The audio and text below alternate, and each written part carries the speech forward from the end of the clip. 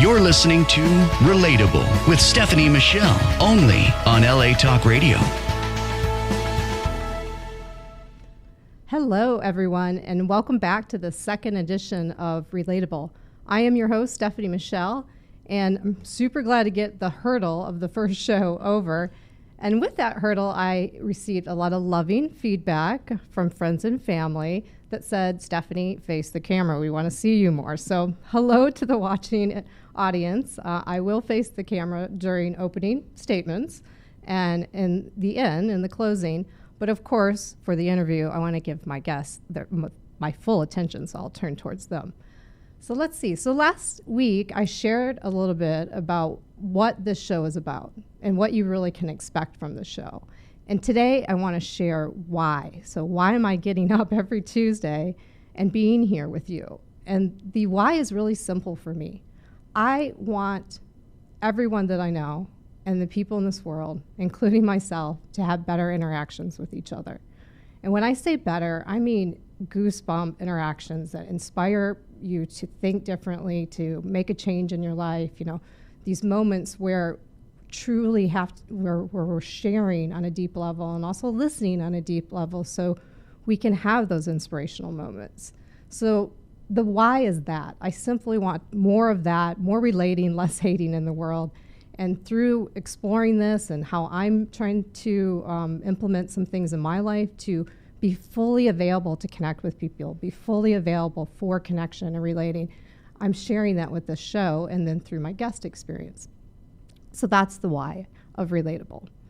And last week, we talked about and we explored the lessons that we learn as a kid. You know, how do we learn to relate as a child? And then what can we learn from children as adults in terms of relating? Because they teach us a lot of things throughout life, no matter how old they are.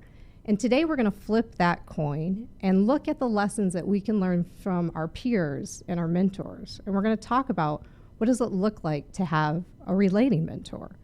So I'm thrilled to be joined today in the studio with my guest, Tish Tisherman. Now, Tish is a success facilitator, a coach at talktotish.com, and that's talk with a 2, tish.com. She also recently won an award for an Inspiring Community Hero in Santa Monica. She has over 25 years of experience helping people get the career of their dreams, so coaching them to the point of being able to place them and feel good about placing them in the job that they've been looking for. And, you know, she's worked with hundreds of people to do that. She also happens to be a personal friend of mine and a mentor in both my personal and professional life. My friends outside of California might have heard me affectionately refer to somebody as my California mom. Well, this is it. This is the woman that I love. So welcome, Tish. Welcome to the studio. Thank you, Stephanie. It's such a pleasure to be here and to support what you're doing because, as you know, we've spoken about it many, many times over the years, and we agree on relating and how important it is. So I'm very happy to be here and talking about this subject. Thank you. I couldn't be happier that you're here, too. And you just reminded me of something, too. You know, we're talking about relating and not relationships, because relating has to happen first before you can have a relationship. And so we often forget that. We need some, you know, to have relating skills. And so that I specifically want to talk about relating mentors, not relationship, because we start to think, well, then that's like an intimate thing, you know, and it's not. Let's learn how to relate first. So before we get into today's topic, Tish, this is a question that I like to ask all my guests. And the question is simply, before we start talking, is there anything that you want to share that's kind of top on your mind or your heart that you want me to be aware of before we start today's topic? Well, it's nothing new that we haven't spoken about before. Yeah. But what's really near and dear to my heart right now, my headphones are slipping off, excuse me, It's 2017. It's the year of the unknown. And I really would like to see all the negativity stop. I would really like to see people recognize that it is what it is. We have a new president. He's going to do things a lot differently than anyone else has done. Mm-hmm. We may not agree, and we may agree. But the bottom line is we need to relate to the entire situation, and we need to think positive thoughts, and we need to get off our, butts and get active and do something and not, I read online, social media, all these people are posting, all this negative stuff. Yeah. And I have yet to see anyone post, hey, wait a minute, guys, it is what it is, and let's learn how to move with it. Yeah. And that's really what's been on my mind lately, thinking about, what the changes could be, how they could affect me, what can I do to improve whatever the situation is. I'm kind of a glass half full person. So you are not kind of a glass half full person, my friend. You are you're 100% always positive. We'll probably talk more about that in the show, but yeah. But when you ask me what's really on my mind lately, that really has a lot to do with it. So mine as well. And I have to say, I've been thinking about doing something like this for a long time, and I do have a little bit of a perfectionist drive, or get it right, get it straight. And the election actually just forced me into just doing it, because I could name the show "Let's Make America Relate Again." Hey. I mean, I really could, because that's the drive behind it. It's like, I don't want to see the hate anymore. I just want us to connect and explore what that looks like. So totally feel you on that, 100%. And thanks for sharing that and putting that consciousness out into the world. Well, it's a good question. It's something that is on everybody's mind. And if I can do anything, it would just be to flip the way people are thinking. Absolutely. So let's talk about our topic today. Okay. So I've known you for I don't know. I think I've been a long time. I think you were one of the first people that I met when I moved to California about 15 years ago. Well, maybe we should share the fact that you were my client to begin with. Yeah. So yeah, for sure, she was helping me through some career choices of my own, and then helped me find some people when I was hiring later in my career. So I've experienced her work, and I've experienced the magic of Talk to Tish. And I know that you've worked with all kinds of people in all kinds of different careers and helping them get that career that they want. But I particularly know that you're passionate about two different groups of people, and they're young adults and then baby boomers. Right. Tell me why. Why these two groups? It's very interesting. I find myself with several clients who are millennials. Yes. And who don't like to be called millennials, by the way. I know, but it is what it is. Yeah. That's my favorite saying. Yeah, it is what it is. It is what it is. But I've been dealing with several millennials on different levels. Yes. And I find that communication can be very difficult. And so I took a course, an online course, on multi-generational communication. And what I learned from this course is that there's really 4 generations. There's not just the 2. Right. But we have what I would call what they would call the silent generation, which would be my parents, who, corporate America for 32 years, retirement, and doing things almost by rote. And I remember when I was a kid and I would say, why? And the answer was always, because I said so. And I swore I would never say that to my kids. And I hope I didn't say it too much. I'm sure I did. But it's just a matter of being able to understand who they are. And the bottom line is these youngsters have grown up with a computer in their hand. They are fully automated from birth. I've seen children less than 2 years old whose parents will throw an iPad at them just to keep them busy. Yes. And it drives me crazy, because what they're not teaching is relating and communicating. And I know that I was brought up when it's somebody's birthday to make a phone call. Yeah. The younger generation does the same thing, if they do it, with a text. Yeah. So I find this all very fascinating and exciting because it's a challenge. Mm-hmm. And baby boomers, on the other hand, need to understand how much we can learn from these young people. Mm-hmm. That we were not born with calculators or computers or tablets in our hands. I learned how to count on my fingers and my toes. I think it was 7 channels on the TV set. It was black and white. So all of this automation, I feel very fortunate that I was exposed to it early in my career and jumped into it with both feet and love the advanced communication that is available. Mm-hmm. I just hate the fact that it's gone too far. Mm-hmm. And I kind of want to go, whoa, pull it back, because people aren't relating anymore. They're just not. Yeah. And especially the younger ones, the baby boomers are. Mm-hmm. And so I feel that we have a lot to teach each other. Mm-hmm. And I feel that, although we're older and set in our ways, and it's harder for us to change, they are not. And if it's presented right so that they can relate to it, and we're going to use that word a lot. Yes, it happens to be one of my favorite words. It's okay on the show. Yeah. And for them to relate to it. Yeah. And understand that there's a personal contact. Yeah. And don't get me wrong, I'm all for social media. I've had some amazing experiences through social media with reconnecting with high school girlfriends and, who have become very dear to me. And being able to stay in touch with people that move away and see what they're doing and they know what I'm doing, and being able to, but the difference between the millennial and the boomer here is that the boomer will reach out and then pick up the phone. Yeah. And the millennial will not. Yeah.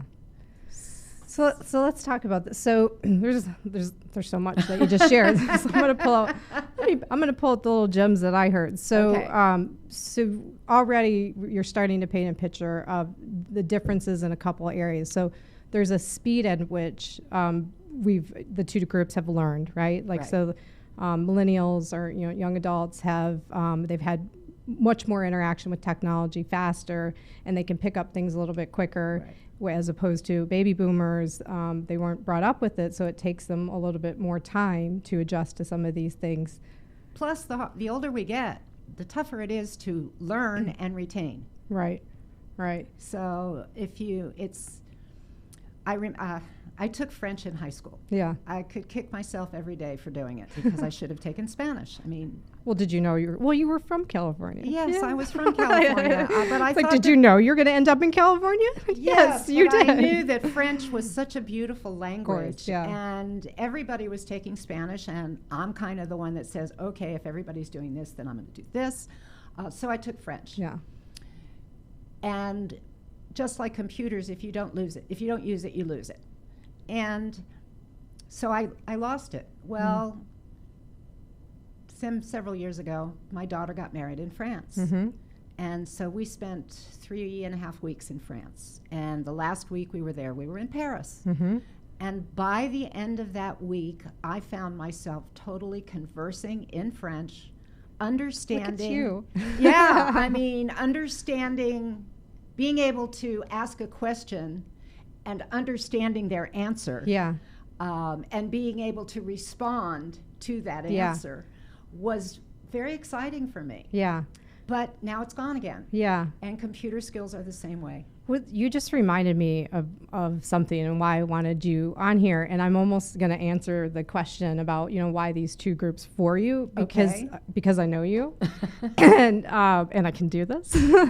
I can take this liberty, but I get it now because of who you are. Like, you're fearless. Like, one of the ways that you've mentored me is like, I've never experienced you in a really negative zone. Like, I've experienced you through some health issues, through some personal business challenges, but never ever with a doom and gloom, I'm not going to be able to get through this. It's always with, okay, well, that's a challenge. Like, let me get through. It's cool. And you make funny jokes, which keeps it fun and going. So, you're willing to learn. You're fearless when it comes to learning. Yes. And I think this is something that you wish more baby boomers would do, because the information is there and you're willing to get it even from younger generations. Right.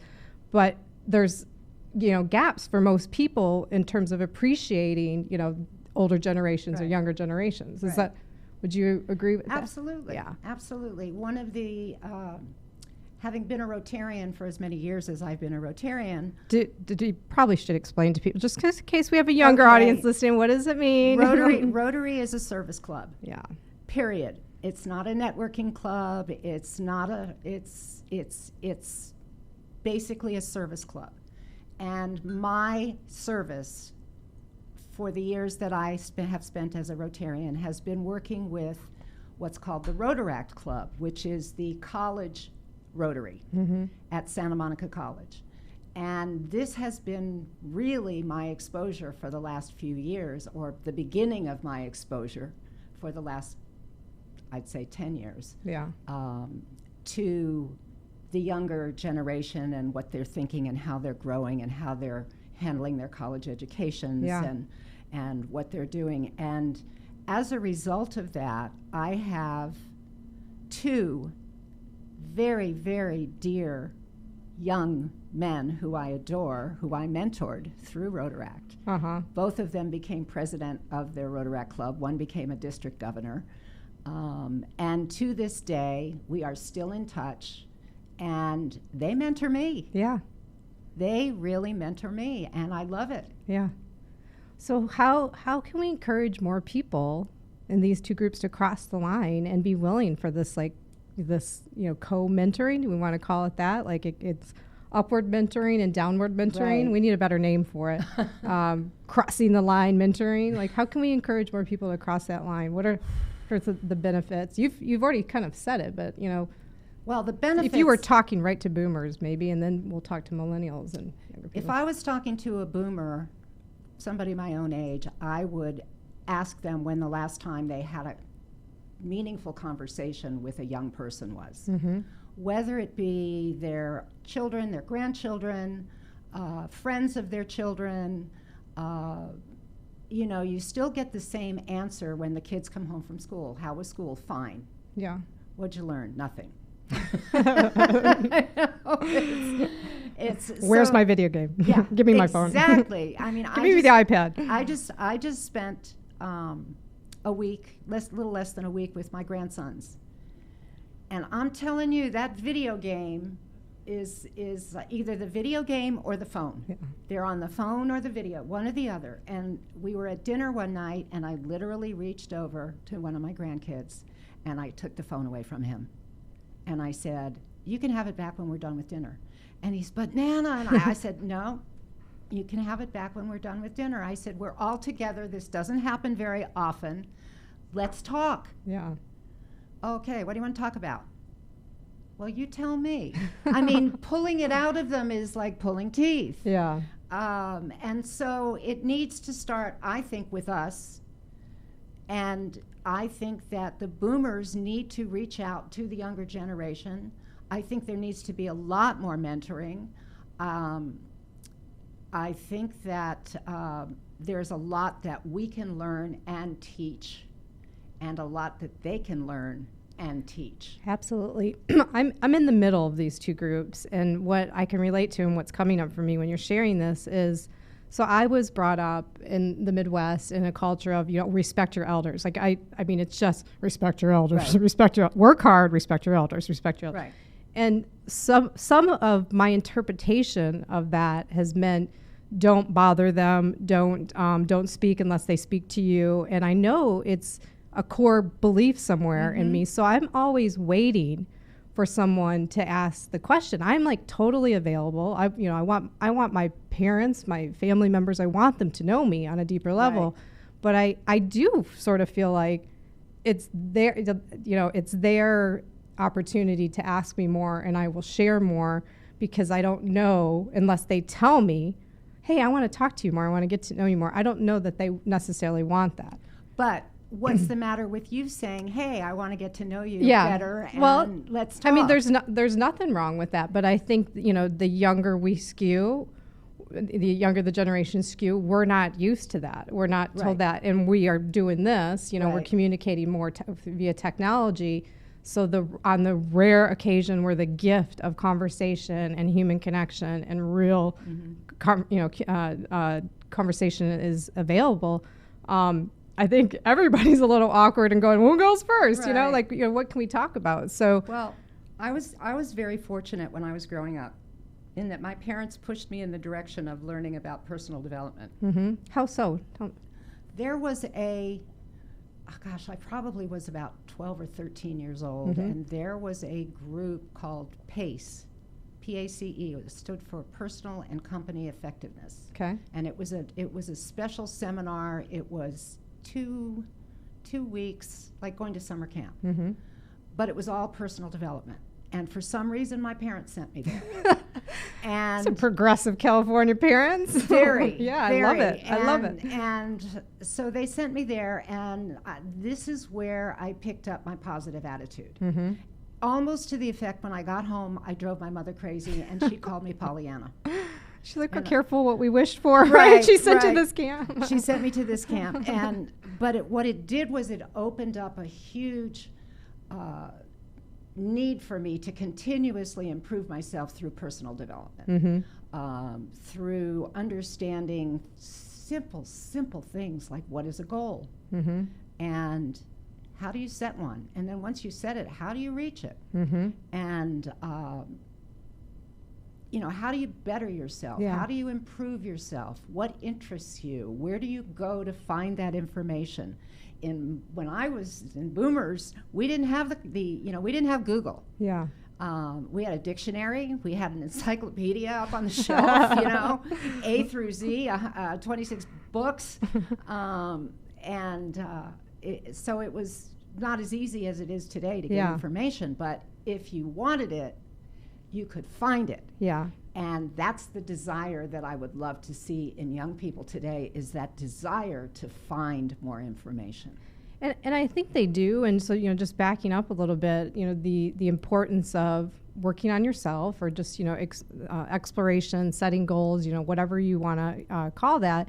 The first step is curiosity. Right. You have to have curiosity. And I actually think, and I'm, as I've gotten older and interacted with more people from all different walks and all of the world, I think when I see somebody that's really in their zone and doing what they want to do, and positive and just living life in a very full and rich way, that started with curiosity, and it never ends after they have it. So like somewhere, some moment, and for you it was this camp PACE, that the switch got switched on. It was curiosity, right. And you just ran with it, and you've been curious ever since. I would say that's something that describes you still to this day. Like, you call me all the time going, what is this? I have it too. I don't, and it's interesting now. I'm going to have to think about when my switch got switched on in terms of curiosity. Actually, I do know.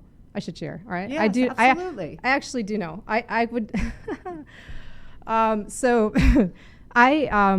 So connected to this show, I can remember a moment when I was like 9 or 10 years old, maybe a little bit later, because I was holding an Ewok stuffed animal, sitting behind a Christmas tree, and I was listening. I don't even know if they knew I was there. So sorry, Mom, I'm about to share something a little personal. But I was listening to an argument between my mother and my stepfather, and I remember thinking that, wow, they're kind of saying the same thing, and if they maybe, in my young brain, I'm sure I didn't say it the way I'm going to say it, but maybe if they, stopped and listened to each other, they would, find some way to get along, because like they're just insulting each other, and this seems really unproductive, and there's got to be a better way, and there's got to be a better way. That was my switch. Right. that was truly my switch. So when I think about what's happened in my life and my career choices, I've been mediating between, I was, my early career was a production manager in an ad agency, between creative services and account services. And they're very two distinctive groups, Right. One dealing with the client, one wanting all these creative bells and whistles that the client can't afford, and I'd have to mediate that. But the curiosity to do better in this area and to explore, what it looks like to relate and connect well, it switched on at that moment with my Ewok stuffed animal. That's what it was, for sure. Okay. For sure. So I do know. So let's just put it out there to your listeners that think about it. What flipped your switch? And has it been flipped switched? And which way is it flipping? Yeah. And are you happy with the direction that it's flipping? Or do you not want to flip it at all? Yeah. Yes. For some of us, sometimes it gets switched on into the wrong direction. We have momentum going towards something we don't want. You either have momentum going towards things that you want in life or things that you don't want. Right. And looking to see where that switch is and what you can do to stay curious to keep towards the things that you want is really important. Right. So let's we're talking about mentoring still, but in a roundabout way. Let's explore this topic of just a relating mentor. So mentoring, having a career mentor, having more of just a whole lifestyle kind of a mentor. We're pretty familiar with this concept, right? Yes. What does it look like, or what does it sound like to you to have a relating mentor? It's not, well, I have a client that I'm working with right now that seems to be a relating client because we started off on a definite path to work towards a definite goal. And have found while working together that the challenge is this person has challenges relating to other people. And so what we've done is sort of flipped it around, and we flipped the switch again. He is now talking to me about the things that bother him. How can he change them? We go back to how he got to this point in the first place. And I can relate to his challenges, not necessarily because I've had the same ones, but I've had the same feelings. Yeah. And nobody ever, ever, ever can argue with your feelings. Totally. And I think that if people would think about how they feel and let people know, hey, this is how I feel. This is not necessarily the way it is, but this is how I feel about what's going on. Right. Then that's a relating mentor. Yeah.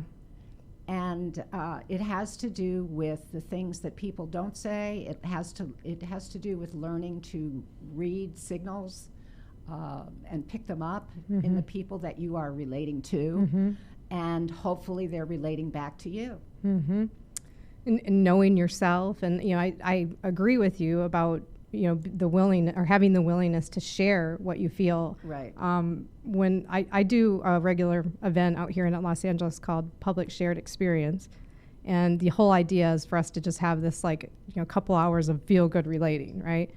And one of the first things that I ask, because I want people to just bag up the distractions and the to-do list that are that they're focused on, and put them aside for a moment so they can be fully available to connect with the people in the room.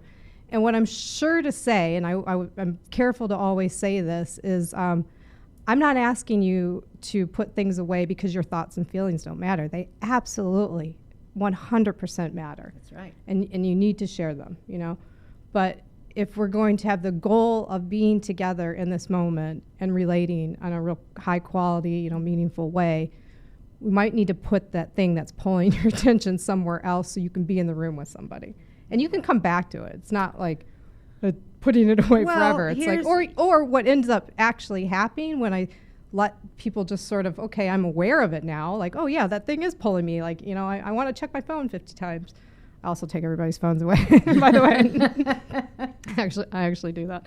But once they put a little attention to it, and then go, oh, it usually comes up when we're sharing, because we do a lot of talking and a lot of, a lot of things come up in a healthy way. But yeah, they matter. And what I've also found is, like, if it's deep, if it's something that's, that you're holding on to, and, it seems really powerful and you're a little bit scared to say it or share it with somebody, as soon as you share it, the power of that, like, anguish over it gets released. That's right. And unfortunately, we have learned that through experience. Yes. Okay. Yes. The younger generation has not learned that. They are more reactive. Yeah.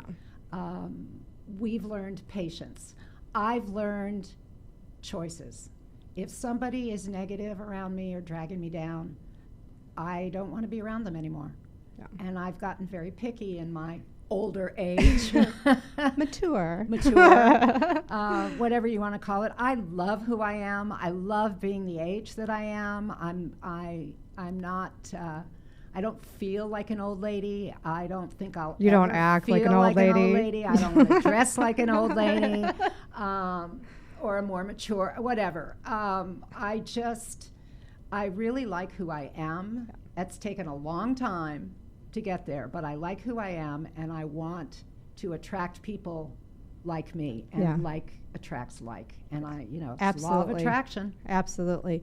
And a little, you're making me think of something else, a little thing that you can do. I mean, energy is momentum. So like the kind of energy you allow around you will carry you towards something, and not to say it's always negative or positive, but will carry you towards, whatever you're working at, or will take you away from it.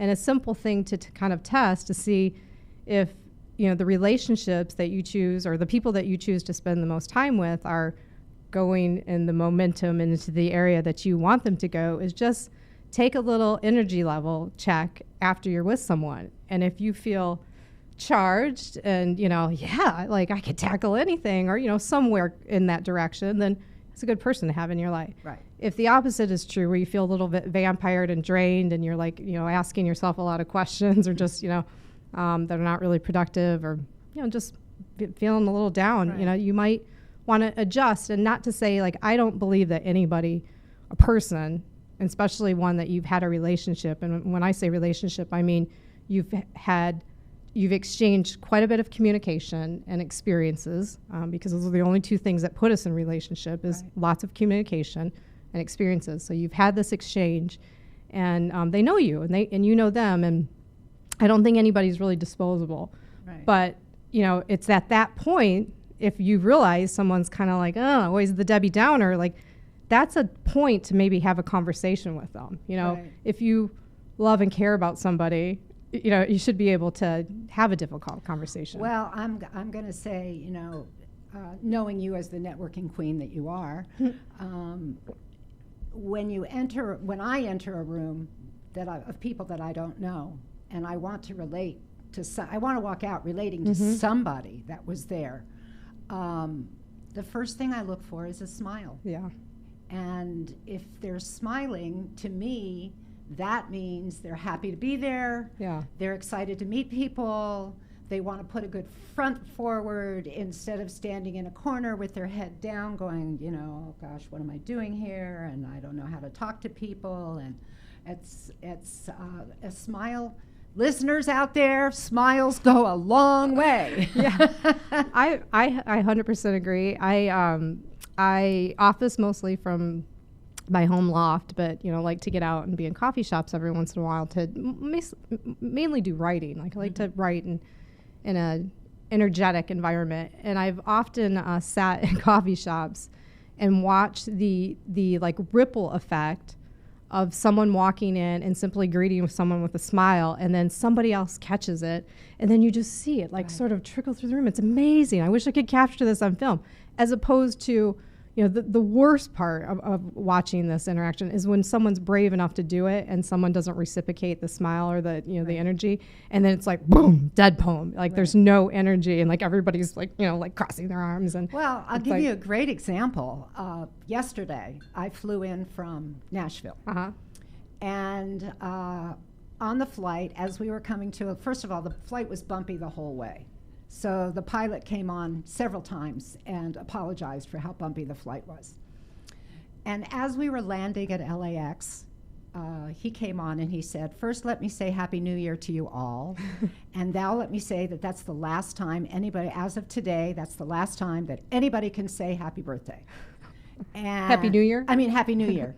And he said, and then he went on to talk about, okay, we're taxiing now. And, you know, Vice President Biden was here earlier today. So the traffic is really congested. And we're going to have to be here on the runway for a while. So let me take you on a tour of LAX.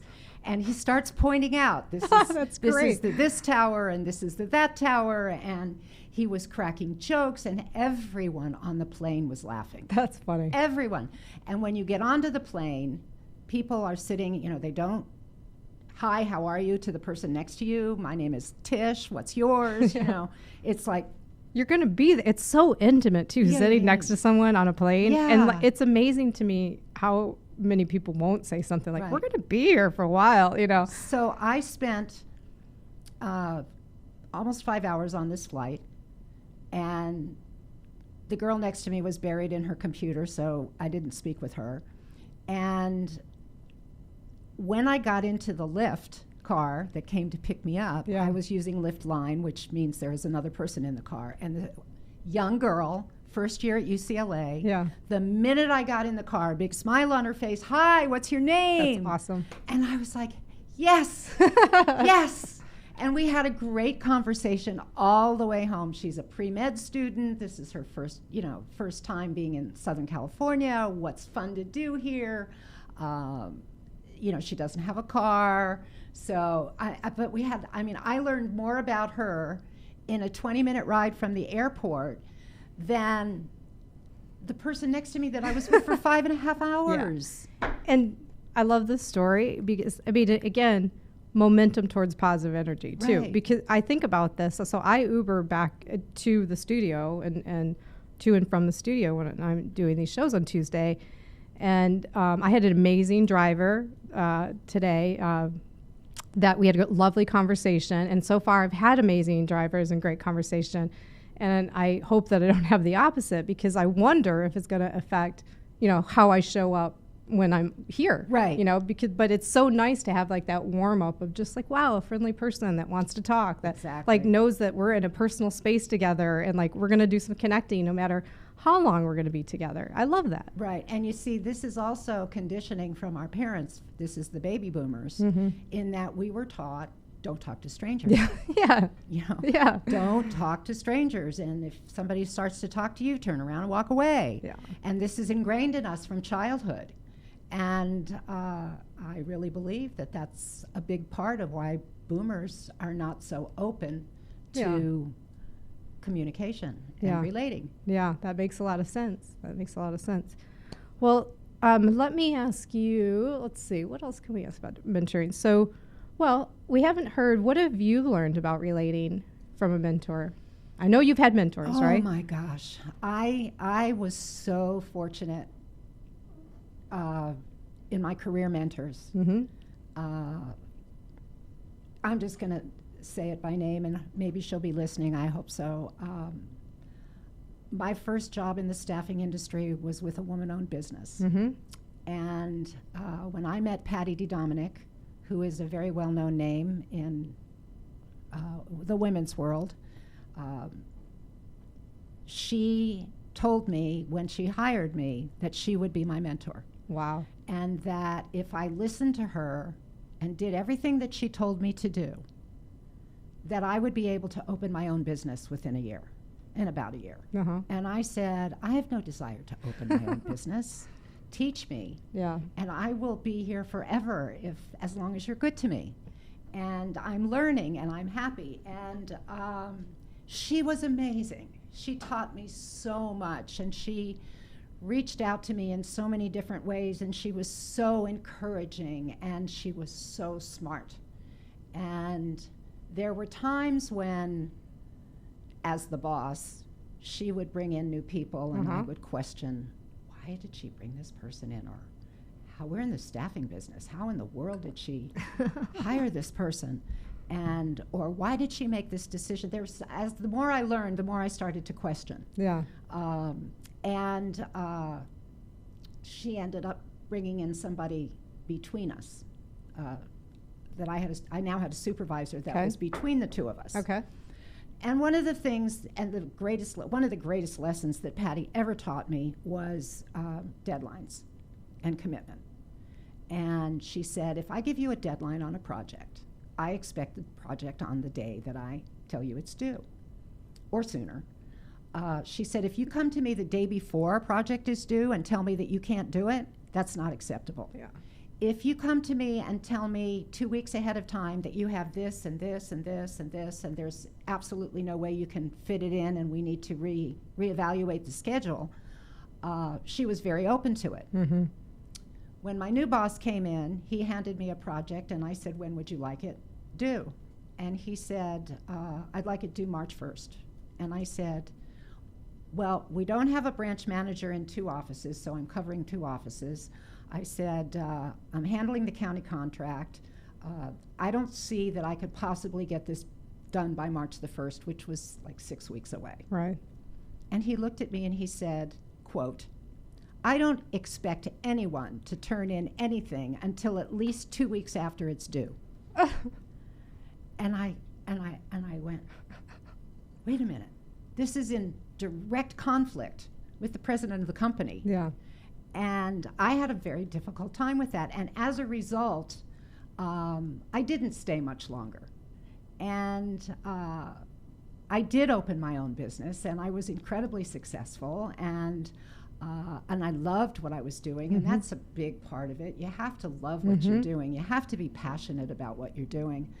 And then it's not work. Yeah. You know. Absolutely. And 5 years after I was in business, I called Patty and I told her that I wanted to see her and I wanted to make an appointment with her.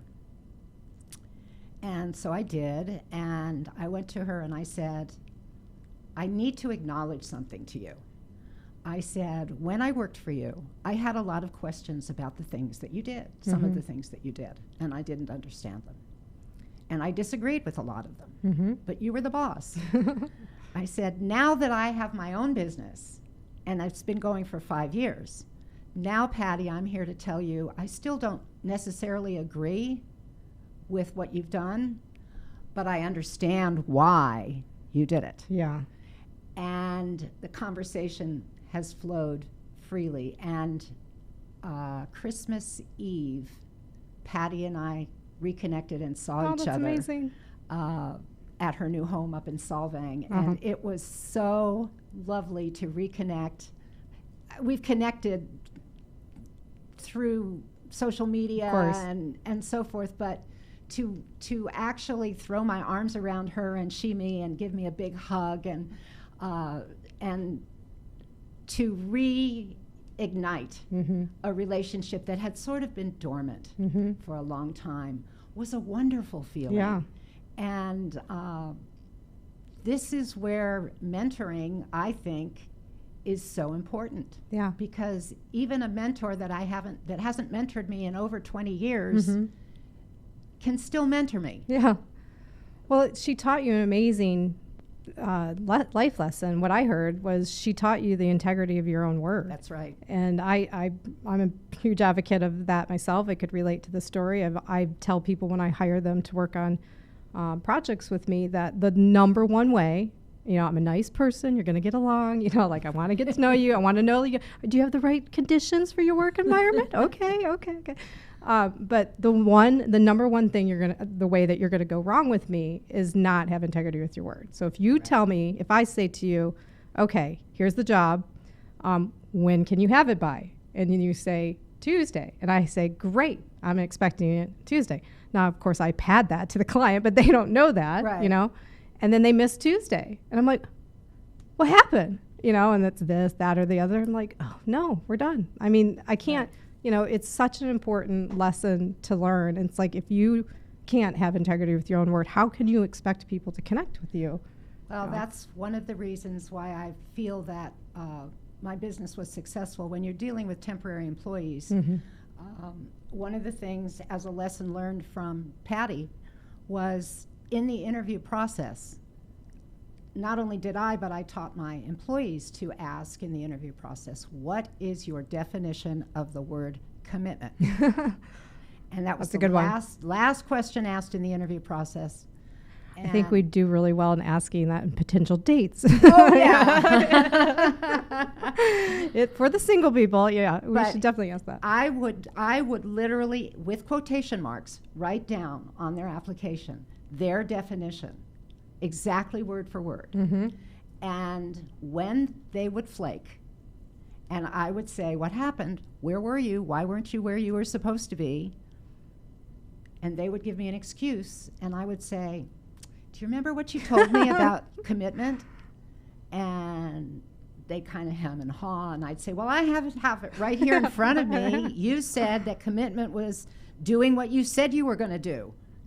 So I think we have a problem here. And I would not use that person again, because I would have to take the brunt of the client's unhappiness. Absolutely. And that was not the way I worked, and I did not want my company to be known that way. Absolutely. So commitment, really important to me. Absolutely. Thank you, Patty DeDominic. Woohoo, shout outs to Patty. All right, we have one more question about mentoring, then we're going to shift into two different segments into our show. But so last question, Tish, on mentoring. If you could be mentored by anybody in the world, so let's get dreamy for a minute, who would it be and why? This question, I'm glad you gave it to me in advance. Because I really had to think long and hard about it. And then all of a sudden it just came to me. If I could have anybody mentor me in the world, it would be Michelle Obama. Wow. I have so much respect for her. I love the work that she's done. I love the class that she's done it with. I love the fact that she's a role model. Her passion, like mine, is children. Mm-hmm. And I believe that I could certainly learn a lot from her. Mm-hmm. And if I had an opportunity to spend 1 hour with her, I would be thrilled. Yeah. I would absolutely be thrilled. So I thought about it. I thought long and hard, who would I want to mentor me now? And it's not learning business. It's overcoming challenges and doing it with class and finesse and style and being able to look the other way when somebody says something nasty to you or about you. I just think this woman is amazing, and I've been around for a lot of first ladies, and I think she is the best we've ever had. Wow. So shout out to Michelle. Shout out to Michelle Obama. All right. I love that. All right. So just a couple more things. Okay. So in terms of relating and communication, there's two things that I really believe in. One, there's always more information available. When I ask the guests, is there anything that they want me to be aware of, to share something, and I think it helps to sort of put a premise on, the other things that we're going to talk about. So I always ask that. And then the second thing, I should say, huge advocate of asking why questions. I don't know why we stopped doing that. As a 2-year-old, we learn really well that if we're going to learn and understand things, we ask a lot of why questions, but we stopped doing it. We should not stop doing it. Why questions get to the heart of That's really because deep we stuff. got the because I said so. Yeah, I know. Well, forget that part. Stop that part. And then the other thing in terms of relating that I try to be aware of is that any given time, the circumstances of which we're relating can change. So, when someone gets a text, you might be deep in conversation and someone gets a text and now they're no longer available for relating, and it's hard to kind of get back. So just as a little fun experiment, just to shift how we're relating, Tish, draw a question out of this table topic box and read it and then answer it. Let's see what kind of silliness we can put into the room. Is it? Oh, it's a good one. Last week the box betrayed me. They weren't fun, silly ones, but this one, what you got? What's the most embarrassing moment you've witnessed? Uh-oh. At least it didn't say what's the most embarrassing moment you've ever had. Yeah. What's the most embarrassing moment okay.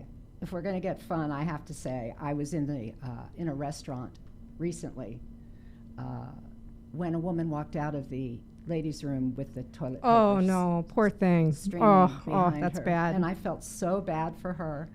And I just kind of got up and I said, I think you should go back into the ladies' room. Good for you for telling her.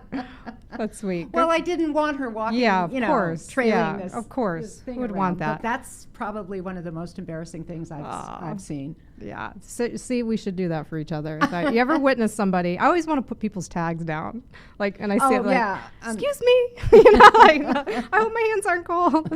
All right. So we have one last thing to do on this episode of Relatable. This segment's called Heart Swell. And, you know, I'm a big believer, if you haven't figured this out yet, about when we share something that's deep in our hearts, that, you know, it allows us to connect on a deeper level. And in a way, you know, if more people are doing that, it raises the level of empathy in the world. So I want that.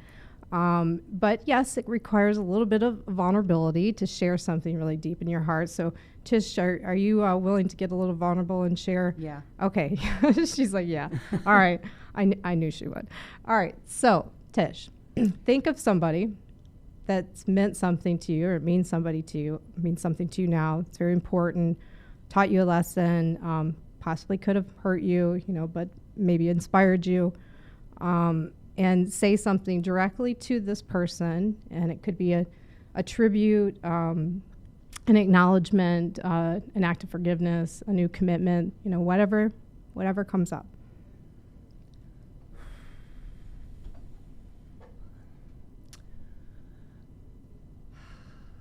Heart moment. I am very, very fortunate to have several women in my life, including you, who I feel incredibly honored to have relationships with. Women that I respect. Talking to you, Paula Woodley. I'm talking to you, Laurel Rosen. I'm talking to you, Patty, again. But mostly Paula and Laurel. And I would be remiss if I did not mention my dear, dear friend whom I lost last year, Heidi Katz, because I miss her like crazy. And gosh, you know, when you have girlfriends, really, really deep relationships with girlfriends, you don't need to speak to them every day. Mm-hmm. I have to throw my sister in there. Oh my gosh, Judy, I'm so sorry. Judy Host. I have such respect for you and what you do and how you do it, and because we're sisters and we're all that we have to each other left. So I'm incredibly fortunate that these women have touched my heart in so many ways, and I'm very grateful that I have all of you in my life.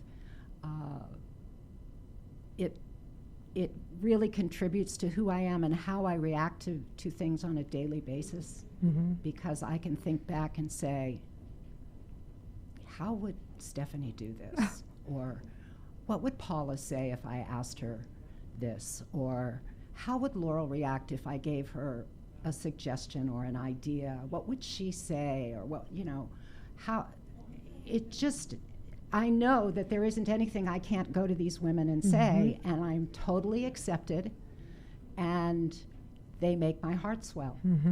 And I feel incredibly fortunate, because usually if you can count one friend like that, then you're incredibly fortunate. And I happen to have 4. You have a squad. I have a posse. You have a girl squad. I have a girl awesome. squad, yes. Yes. I'm happy to be a part of that. And I know those other women. They're pretty dynamic. And that is what she said earlier. What you said earlier, Tish, is you attract, you know, you get what you attract, and all of those women are very inspirational and doing their thing, and, you know, people that will, if you need to be put in a path, or, you know, you need some good advice, they're going to tell it. Right. They're going to share it with you and spend their time. Spend quality time with you. Yeah. And the other thing that I need to mention here is I just celebrated my 39th wedding anniversary. I'm incredibly still in love with my husband. we've been through, in sickness and in health, for richer or for poorer. We've tested out all the wedding vows, for sure. And the way he greeted me when I got home from my trip after being gone for 2 weeks was so amazing and made my heart swell. So I have to throw that in. Skip, I love you. Shout out for Skip. I like you too, Skip. I think you're a good guy. He is. I like how you treat Tish. All right. Well, that just about wraps us up for this second edition of Relatable. I want to thank my guest, Tish Tisherman. You can find out more about her and her work at talk2tish.com. And remember, that's a 2. And you can also find her on Twitter with the same handle, talk2tish. You know, if you've watched last week's show, you know that I like to leave you with a challenge. So this week's challenge is to think about, you know, do you have mentors in your life? Do you have relating mentors? And, you know, what areas could you possibly need one? So on the professional side of that, you might want to find someone that can relate or teach you how to relate as a leader, or maybe be a better salesperson, or maybe even be a better learner or teacher. You know, those are things that we all need to do in terms of professional development. And then on the personal side, like, who do you really admire for the way that they are in their intimate relationships or their relationships with family, or, you know, just doing like casual networking or casual relating, like, you know, who would you like to improve that area in your life, and like, who could you go to? And I actually have a formula for that. Don't worry if you can't see this. I don't expect you to, but I'm going to share it right after the show on my Twitter at Love More Now. And basically, it's just, you know, thinking this out, like, what areas do you want to have someone? I put relating on here. You could actually set any goal and use the same approach, but find a mentor in this one area that you're working on, you know, this goal that you're setting, or this, you know, specific relating kind of skill that you want to have. Approach them. You know, if asking someone to be a mentor seems weird, just say, you know, I appreciate you for this. I really like how you handle this. Can I take you out for a cup of coffee and learn a little bit from you? You know, what books do you recommend? You know, what experiences do you think that I should have? You know, talk to them. And my experiences has been when people ask me a similar question, you know, and they're appreciating you. They're like seeing something in you that they admire, and it's flattering. And, you know, I will take the time to spend with someone to do this. And I know, Tish, you would agree with that. Absolutely. So find a mentor, okay? First, set a goal. Find a mentor. If no one's in your immediate area, you can't think of someone to approach right away, use LinkedIn. You know, reach out to other friends, like, who do you admire for this certain thing? And then, you know, ask for an introduction. Then once you have a mentor in place, then put a cheerleading squad in place. And you probably already have them. You have your friends, but you want them to help you be accountable now to this new thing that you just set. So, you know, tell them what you're working on, and ask if they'll support you, and just, like, you know, be there to, like, share your ups and downs in that. And then lastly, this last ring, don't forget about putting some challengers in place of what you're doing. Challengers help you get over curves. Like, challengers challenge you to say, oh, are you on the right track? They don't have to be the Debbie Downers, but they can just, like, push you a little bit to go, okay, you know, let's see if you've considered this, you know. So put some challengers in your circle too. Notice they're further out, you know, have more interactions. So the way this works, have more interactions with your mentors and your supporters than your challengers. So try this. I'm going to share it right after the show on Twitter at Love More Now. That's your challenge. And what can I tell you? Well, so I can tell you about next week's show. All right. So next week's show, I'm going to be joined by 2 women in the studio, nurse Jada Chatterjee and artist Stephanie Medeiros. And we are going to be talking about, wait for it, vagina power. Yes, you heard me right. If that word, if you have a little hard time relating around the word vagina, or if you're curious of what it means, or other words like it, we're going to talk about it. So hopefully you'll get over your discomfort. And, you know, I'm even going to put myself out there and say some words that I don't really, tend to say, but, you know, we're going to be talking about some girl power stuff. And men, yes, you're invited to listen in. So that's our next week's show. I can also tell you that there's another public shared experience event coming up. That's Sunday, January 29th. So if you're in Los Angeles, please join me for that event. And with that being said, that is the end of our show. As I said earlier, and politics are on our mind, let's make America relate again. I love that. Yes, let's do it. So have a great week, and we'll see you next Tuesday. Okay.